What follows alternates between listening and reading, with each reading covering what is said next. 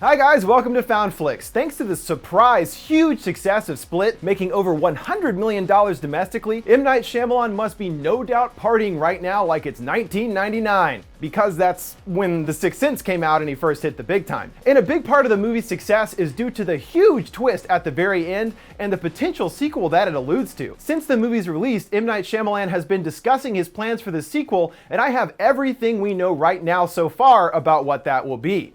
And if you haven't seen Split yet, beware, because here are some huge spoilers on the ending coming right now. In the finale, Kevin transforms beyond a man, becoming the ceiling-crawling, super powerful The Beast. After the events with Casey and the girls in the zoo, Kevin escapes and is now on the loose. But the transformation is just the warm-up twist, as Bruce Willis as his Unbreakable character David Dunn appears in a diner, and it's revealed that Split and Unbreakable take place in the same cinematic universe. It was definitely a surprise to see, but Shyamalan revealed that Kevin has always been a part of the Unbreakable universe. This was originally in the Unbreakable script, this character. I slid it out, always intending to make it another movie. I had about 15 to 20 pages written focusing on Kevin, and those scenes are all in Split. So it turns out Unbreakable and Split have been connected since the very beginning. And there was a fairly major clue hidden right in plain sight that hints at the two movies' connection. If you look at the posters for Split and Unbreakable, both feature cracked lines on the images. And if you line up the posters side by side, the actual cracks almost perfectly align across both posters. It's pretty nuts and a substantial clue to their connection, but still not enough to make it super obvious or anything.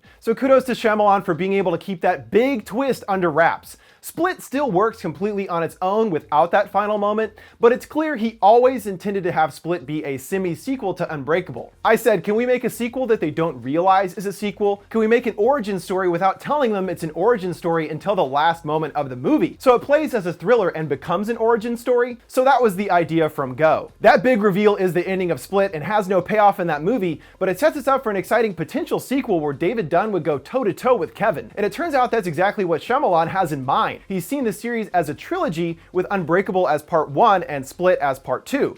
A third crossover sequel to both Split and Unbreakable will serve as the final story for both David and Kevin. I do intend on making a final Unbreakable movie, and I'm intending on doing it next. It's the final movie of these two movies put together. It will be a sequel to Unbreakable, but also a sequel to Split. Recently, Shyamalan was working on the outline and had this to say: "I'm writing the outline now. It's weird. It's long. It's the longest outline I've ever had. It has so many characters." And then he posted on Twitter earlier this month that the outline is 11 pages long and now completed. He doesn't outright say it's for the sequel, but it's certainly safe to assume. Since it's still very early in production, not many specifics are known about what the sequel crossover will look like exactly, but Shyamalan has opened up in interviews and teased some of what he's thinking.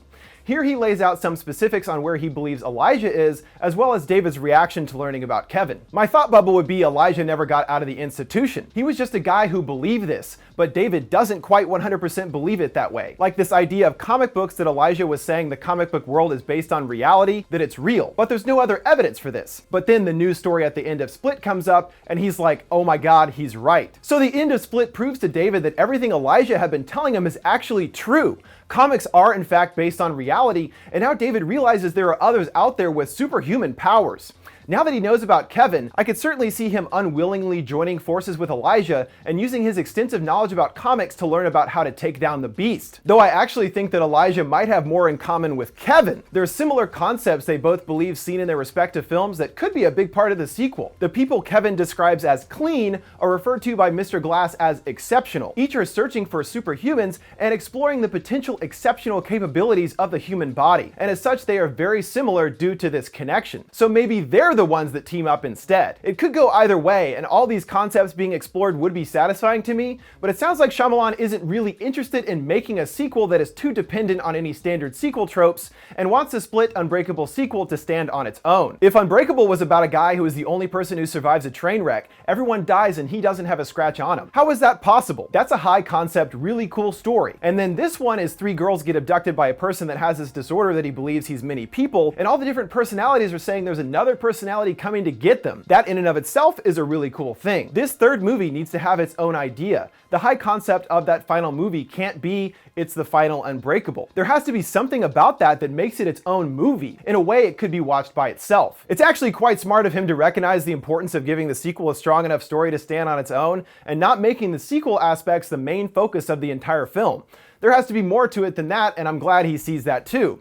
Also, if you're wondering with all these superpower guys around, if Shyamalan is tempted to make this a big blockbuster Marvel-style comic book hero movie, basically David and Kevin punching the hell out of each other for 2 hours, that won't be the case. It should never feel like a comic book movie. And in fact, it's quite the opposite. He will be keeping the budget low in order to make a riskier film. I don't want to take $1 more for the movie than is necessary, so that I can take huge risks. Huge risks. I can go wherever my imagination wants to go. That's the most important thing to protect. It's good to hear Shyamalan won't be straying back into bigger budget fare a la The Last Airbender and After Earth, and wants to focus on keeping the budget low so he can make the movie exactly what he wants it to be. Sounds like he learned a real lesson after his experiences with higher budget films. So we obviously know Shyamalan is on board for the sequel, but what about the major characters we'd hope to return? He reassures us, I'm still close to Bruce and everybody, and obviously I'm still close to James and still in touch with Sam. So hopefully that becomes a reality very soon. And it turns out Shyamalan has already spoken to Samuel L. Jackson himself about Elijah's return. I said, I don't know if you're interested in playing Mr. Glass again. He's like, I'm dying to play Mr. Glass. I keep telling you every time I see you. Meanwhile, when McAvoy was asked about appearing in the sequel as Kevin, he had this to say: if it's good material, I don't mind if it's a franchise. I'm bang up for it. I'm all up for a good old franchise if it is a good old franchise. And when it comes to how he feels his throwdown with David Dunn might go,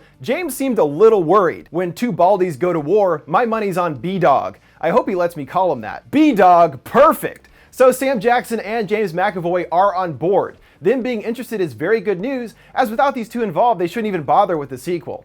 Oh, and honestly, I'm not too worried about getting Bruce, aka B-Dog, back. He doesn't really have too many big projects in the future, and the buzz surrounding his return for an Unbreakable sequel would, I'm sure, be more than enough to convince him to also come back. So already there's plenty of exciting tidbits and info to chew on about the upcoming sequel, and I personally am very interested to learn more about what Shyamalan has cooked up for the finale in the trilogy. But what do you guys think will happen in the crossover sequel? And who will reign supreme in the end, Kevin or David?